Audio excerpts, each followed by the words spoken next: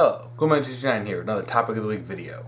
In honor of the finale of Gravity Falls, I decided to do a Gravity Falls topic. This week's topic was submitted by a Tumblr anon, and their question was, Gravity Falls, how are you introduced to it? Who are your favorite and least favorite characters? Favorite and least favorite episodes? How was I introduced to Gravity Falls?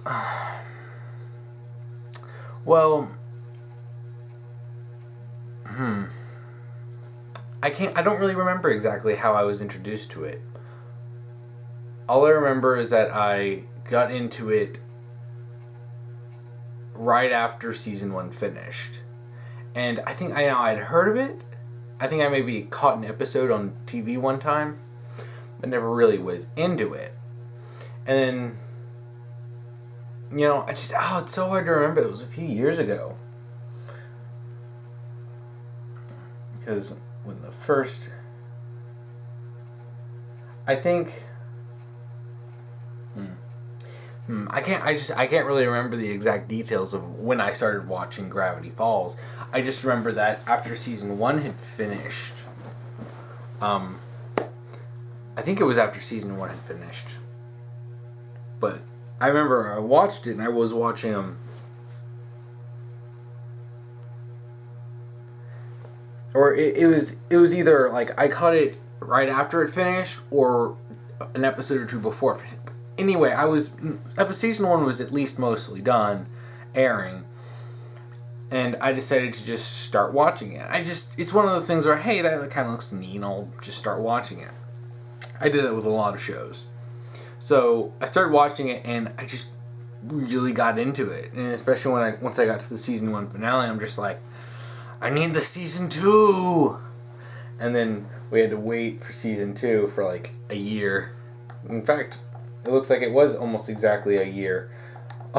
Gideon Rises aired on August 2nd, and Karaoke aired on August 1st of the next year. But, yeah, it's just one of those shows that piqued my interest, and started watching it. Now, favorite and least favorite characters. There aren't a whole lot of characters that I don't like, and I think it's a testament to the writing and the team Alex Hirsch has. That there are very few characters that I don't like. There's only one character in this entire series that I hate. There's a few that I'm like, others are just like, meh. But, I mean, in terms of characters that I'm meh on, Blubs and Durlin, I never really kind of liked their characters a whole lot.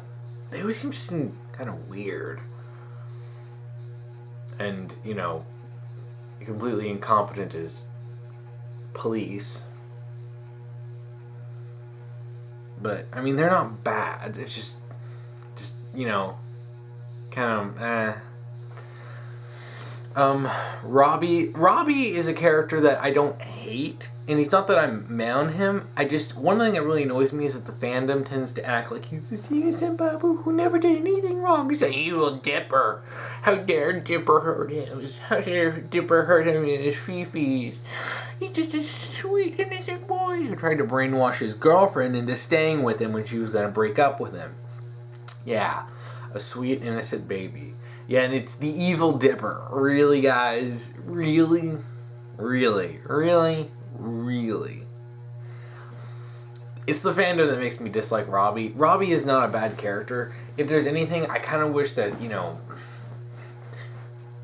well, I'm going to get into one of the only episodes that I hate. I'll talk about the whole bullcrap with Robbie and Tambry. They should have just gotten together normally, but I'll get to that when I talk about Love God and my least favorite episodes.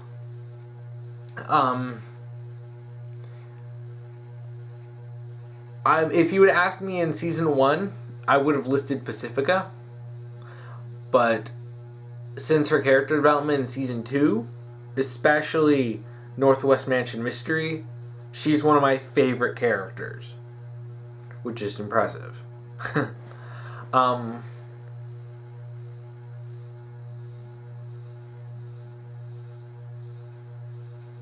Yeah, there aren't a whole lot of characters that I, don't like. even least favorites. I think most every character has a place in my heart in this show.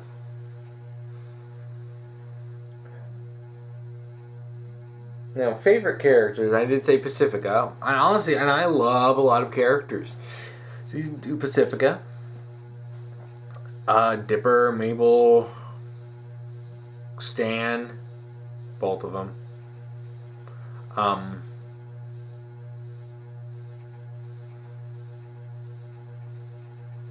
I won't be going into specific spoilers for like the last part of season 2. I will do spoilers up until like what episode was it? Not What He Seems.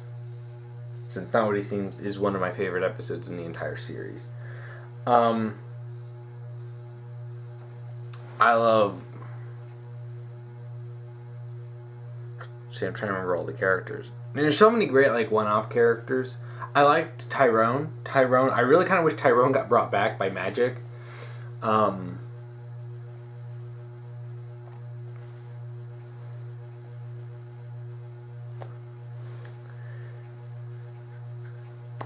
Wendy's a great character. Her dad, Mr. Corduroy, Mr. Beefy McBeefington.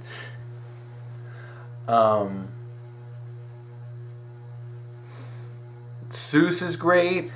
Melody is great. It's hard to just narrow down my favorite characters. It really is. Like, I can't even say just like 10. I'm trying to look at them and say, okay, which one do I like more? And I'm like, I like them all so much. Like I said, there are very few characters that I don't like in this show.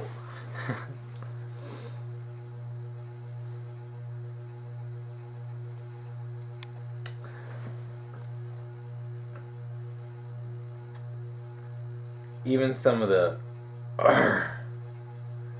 characters like December Ween, or what am I saying? I Homestar Runner in my head. The Summer Ween, the monster and stuff. Just a few characters like that. And then even Gideon as a villain is great. But yeah. I mean, it's great to see, Dipper and Mabel. One of the great things about Dipper and Mabel, especially as twins, is that they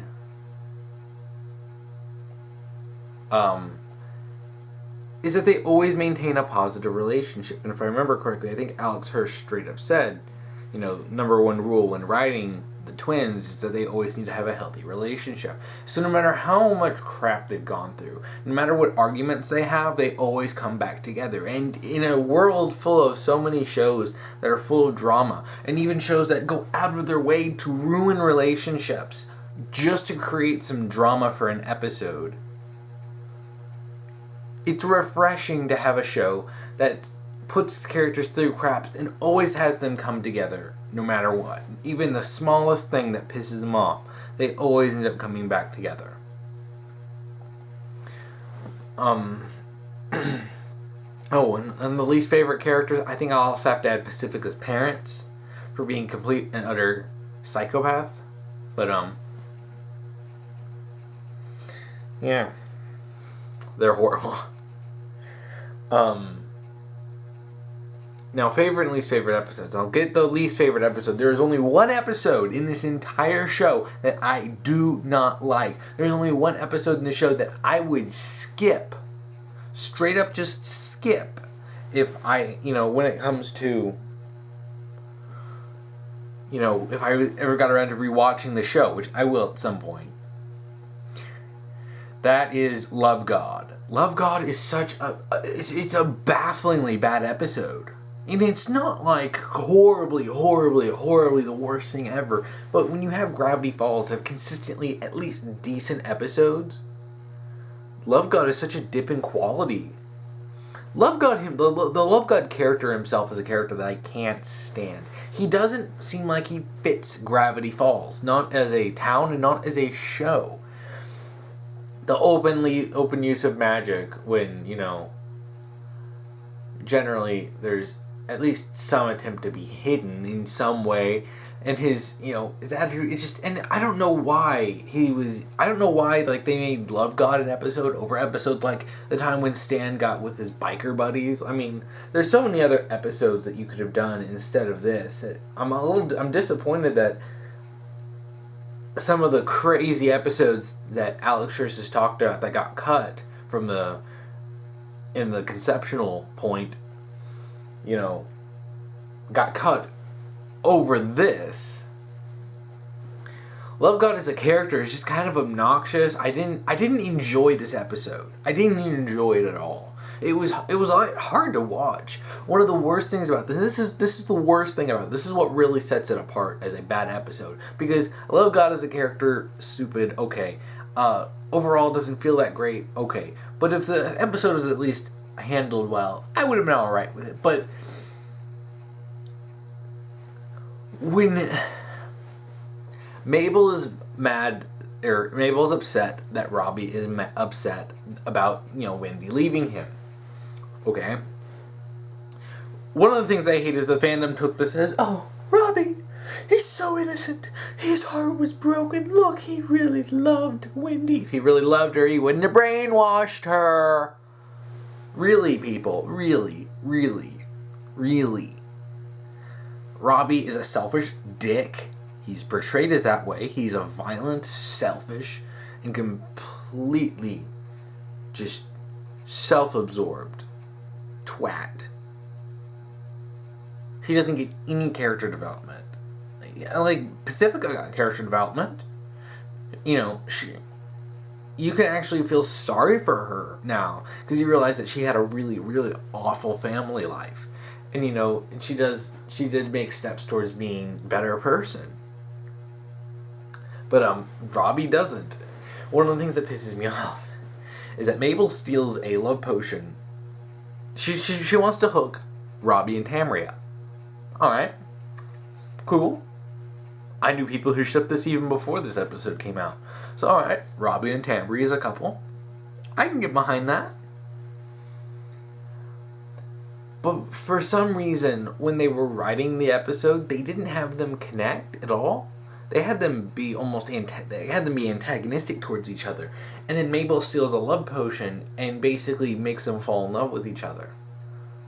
This causes a rift between everyone else in their group of friends and Wendy's circle of friends.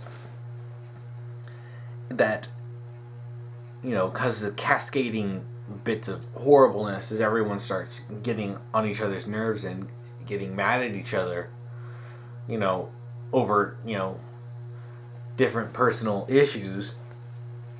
So the consequences of Wendy making one person happy, who was sad, caused 5 other people to be mad, caused the whole group of friends to just self-destruct because of a domino effect of personal things like, I'm mad at you for doing this, and I'm mad at you for doing this, and I'm mad at you for doing that, and it all just ended up falling apart. So you would think that the lesson would be you can't force one to be happy, or else, you might end up causing worse things to happen. But nope, everything works out. There's no moral conundrum brought up about brainwashing Robbie. There's no, is this really the right thing that's really ultimately said? It's just, it's okay. And it's never dealt with again. It really pisses me off because when Robbie brainwashed Wendy into staying with him using the magic disc, this was completely portrayed as a horrible thing. That, Wendy when she found out about, when Dipper told her about it, she fully broke up with him. Like, no, I'm never getting back together with you. Ever. Never, ever, ever. But, and rightfully so. Forcing someone against their will to stay with you when you didn't actually want to, it's horrible. To rid someone of their free will because of what you want, it's horrible. So rightfully so, that was portrayed as bad. But then in Love God, but when Mabel does it, because she has good intentions, all of a sudden ridding someone of their free will in order to bend to what you want is okay, and that pisses me off. This is worse than The Great Divide. Great Divide was just a boring episode with a really bad moral. This was just like, and it pisses me off because, why is it that there's always going to be a bad episode, no matter what, in a good show? Why does there always have to be this one standout bad episode? It's just, and because, the ultimate lesson in The Great Divide was, you can lie to people as long as it solves problems, which is a really bad lesson. A really bad lesson to teach kids. Really bad. Then,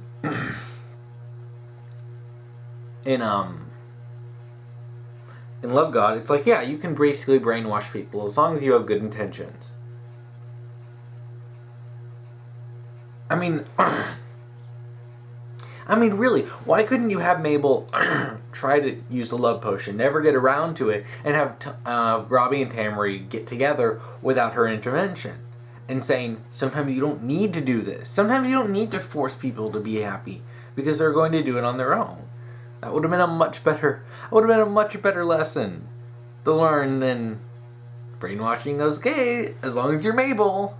And just, And the episode wasn't funny. I mean, I personally did not find it funny at all. There's only one funny joke, and that's the Stan balloon, the blimp, hot air balloon.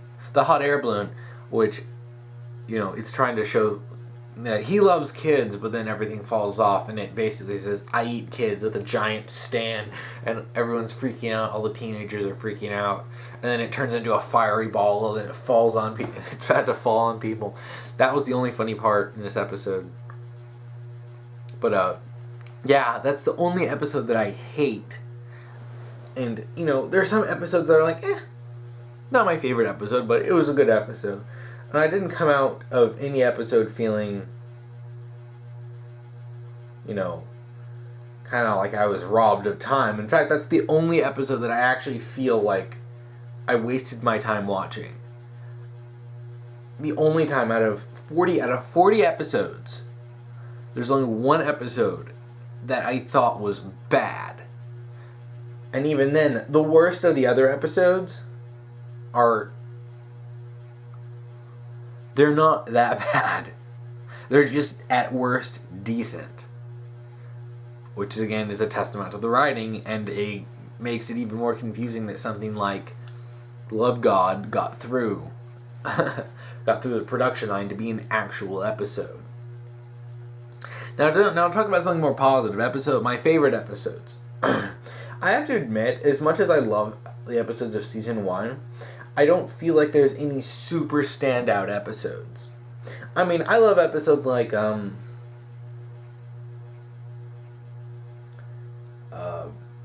Irrational Treasure. Irrational Treasure was a good episode.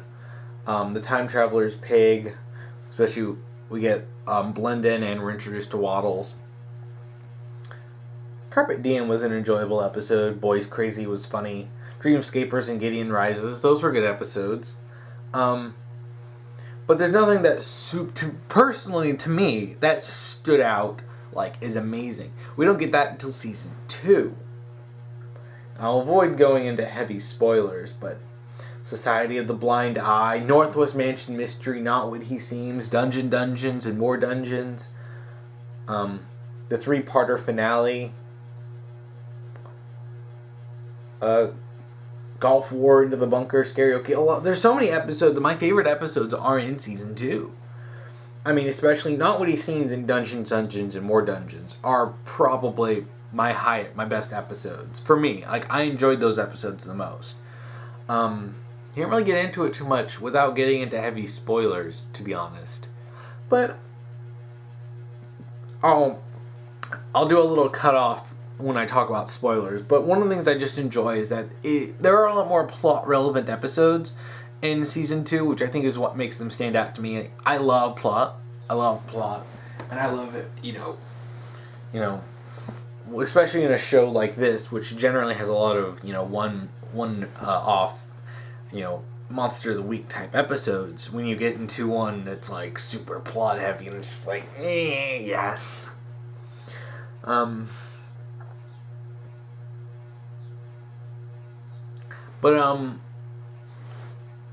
I think, okay, now I'm going to talk about spoilers. I think if you don't want any spoilers, I think the video is pretty much over for now. Because the last thing I'm going to talk about is the plot heavy, the spoilers for the season 2 episodes. But, so yeah. If you don't want any spoilers, if you haven't gotten to watch the show, stop watching. Okay. Alright, so spoilers for season 2. I really love Not What He Seems was such a great episode. I mean, I remember watching this show, and there's always a theory. There's always that theory, man, that Stan had a twin brother, and then there was the Stan Switch theory that his brother's name was Stanley, and Stanford. But then there's this idea that they switched name, the Stanley Switch theory, that he took his brother's place and he's actually Stanley, and the Grunkle Stan, as we know, is actually Stanley, and his brother's name is Stanford. And that was not only true, that was confirmed directly in Not What He Seems. Like, absolutely, his brother. And then in A Tale of Two Stans, when it was, not what he's... Not only that, but his brother is the author of the journals. It's hard to explain to people who didn't watch this as it was airing, because there was, there was a month between Northwest Mansion Mystery and Not What He Seems, and then there was a 4-month gap between Not What He Seems and A Tale of Two Stans. And, gosh, the freaking air schedule for season 2 was awful. It starts in August 1st, 2014, and finished February 16th, or February 15th, 2016.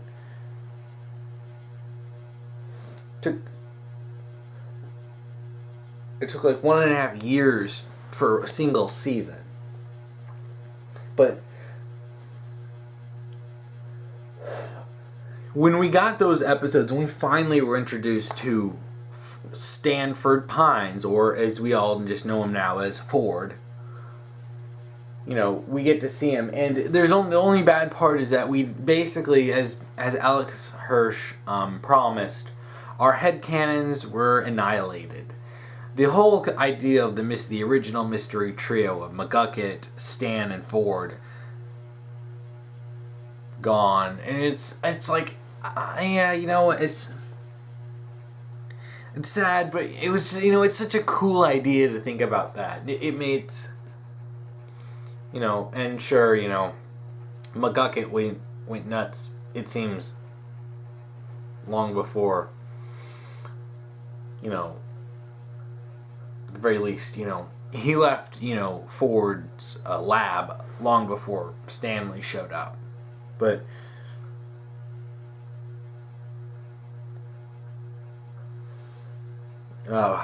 it's sad. But we got Northwest Mansion Mystery. Northwest Mansion Mystery stands out as probably one of the best episodes in the series. I think it's almost unanimous. This episode single-handedly made everyone love Pacifica. Most everyone. I can't speak for everyone. But everyone that I've seen loves Pacifica, because the depth they gave to her in that episode. Because, we got bits of that in the Gulf War. And then, was there another episode? No, it was, the Gulf War. And we actually see that Pacifica's parents are pretty awful. And, they're pressuring her to win, basically because, you're a Northwest. And, and then in Northwest Mansion Mystery, we see the full scale of how awful they treat her. They have a little bell that they order her to do stuff. They order her to change her dress. They order her to do everything they say. And that's terrifying. It's terrifying to treat a child like that. She's 12. She's just a little kid. And it's like, and behind the scene, in public, she's, a rich brat. But behind the scenes, she's probably one of the worst lives out of all of the characters in Gravity Falls. But, and then seeing her and Dipper, of all people, connect. And this is what really started people shipping Dipper and Pacifica. I'm sure there were some people who did it before. I mean, I myself was more on the train for Dipper and Wendy. But after that, I was just like, yeah, no Dipper and Pacifica. The relationship was just so great. And seeing them connect when they had up to then had a mostly antagonistic relationship was great. And it was great to see them take a character who in season 1 was one note at best, and then give her 3 dimensions and have her be a sympathetic character that we actually care about, to the point where they're shipping her with Dipper. I mean, some of the other episodes in season 2 are alright. And no, Blendon's Game. I almost forgot about Blendon's Game. That's a great episode. But seeing Blendon again, that was great. Dungeons, and More Dungeons was great. Because I just love anytime you see something that parodies Dungeons and Dragons. Those are always hilarious. And seeing Ford connect with Dipper. And because this is the one thing that ever since A Tale of Two Stands, since, we've been wanting this. It's funny, we had to wait like a month, or it wasn't even a month between the episodes, but we're sitting here wanting Ford to connect with his family, because he came out of the portal pretty hostile. Like, no, why did you save me? You could have, done horrible things. And he's with J.K. Simmons, and that's just great. But Ford is another character that I absolutely love. J.K. Simmons does a fantastic job voice acting him. But, one of the things that we always wanted was Ford to connect to his great nephew and grandnephew and just Dipper and Mabel. And then Stan as well, but we didn't really get that until the finale.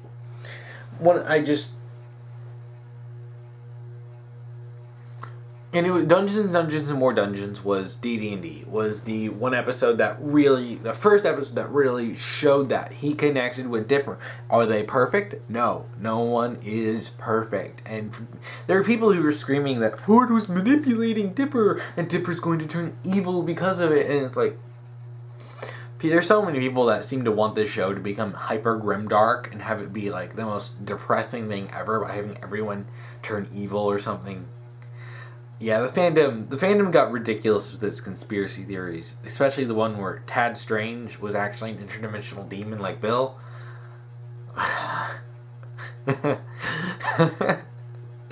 Oh, that was funny. But we see Ford connect with Dipper, and he doesn't super connect with Mabel as much because he finds a kindred soul in Dipper. And people talk about, Ford being a bad influence on Dipper, and Dipper himself points this out in, what was it? Was it Escape from Reality? I think it was Escape from Reality. It was in the last handful of episodes. He points out that, the show, or not the show, but, the apprenticeship with Ford wasn't really that great of an idea. Sure, he gets to fulfill his summer-long dream of, learning, being with the author of the journals, learning from him, studying the mysteries of Gravity Falls. But then you have to be separated from Mabel, and he doesn't want that. The ultimate lesson is that, you can't just give up on people you care about just because something came along. And there's so many great lessons in this show. You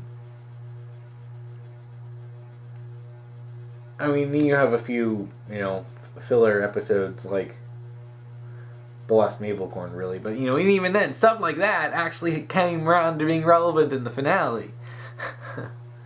But, and then the 3-parter, more or less you could say 4-parter finale, since I do more or less consider Dipper and Mabel versus the Future as strong as part of the finale. It's what kicks off the finale. But yeah, the finale was so great, and we just had to wait so long for it. Weirdmageddon Part 1 aired in October 26th. Then Weirdmageddon Part 2 was November 23rd, a month later. And then we had to wait for Weirdmageddon Part 3 this month in February. Oh my gosh. But yeah, those episodes were great in the Ultimate. Those are great. And it's like, there's so many episodes in this that are great. I know I've kind of rambled on. But I mean, if I had to throw up some of my favorite episodes, it'd be Gulf War, Society of the Blind Eye, Blinden's Game, Northwest Mansion Mystery, Not What He Seems, A Tale of Two Stands, Dungeons, Dungeons, and More Dungeons, and then the Weirdmageddon, all 3 parts. There's so many good episodes in this. So many good episodes. And, I am hoping that at some point Alex Hirsch decides to come back to Gravity Falls and do another show, another season, if that. And I think he did say that he was, if he wanted to, he'll come back and do more at some point in the future. And, there are enough hints within the show that it could continue, that there are more mysteries to be solved, and, there's more to do than, there's more to deal with than, what we already dealt with. And Bill could come back. Like, there's a possibility that Bill could come back. And there's still the whole thing of the world ending in, 1,000 years or something. When Time Baby reconstructs his molecules. But, when Baby Bill comes back, oh my gosh, there's so much potential for a new series, and I think Alex Hirsch could really pull off another season of this, at least season, if not 2 or maybe 3 seasons, because there's still a lot you can deal with just the hanging threads that have been left by the end of the finale. And, yeah, I mean, I think that's it. I mean, I think I've rambled on enough. There's so many great episodes. There's so many great characters in this. And the bad parts of this show are so intensely outweighed by the good parts. It's ridiculous. It's like, we don't get good shows like this very often. At least not ones aimed at kids. Because, you get some adult shows that are alright. But, kid shows tend to be a little cartoons. Especially since you don't get people I honestly don't think we've gotten some. You have shows like Avatar: The Last Airbender. And then, now Gravity Falls. And, the few bad parts are heavily outweighed by the good. So yeah, this definitely ranks high as a show, as one of my favorite cartoons ever made, and probably one of the best American cartoons ever made. But, it's just great. So, I think I'm pretty much done here. If you have a topic you want to submit, if you're on YouTube, you can just comment below on what you want me to talk about, or you can go to my Tumblr and send an ask and put topic, and then whatever you want me to talk about. Just make sure that the topic is something specific enough that I can actually talk about, and it is about something fictional. So that I don't want to talk about real life topics. I want to talk about shows and TVs and movies and video games and stuff. Maybe you just a gamepad just turned on. But yeah, I want to talk about that sort of stuff, and make sure that when you give me something to talk about, not just why do you like X, or what makes you like Y, or what are your thoughts on Z, and stuff like that. And that's just it. I do have a rules page on my blog, and you can check that out below on both the top and the Tumblr post and the YouTube post. So, thank you for watching.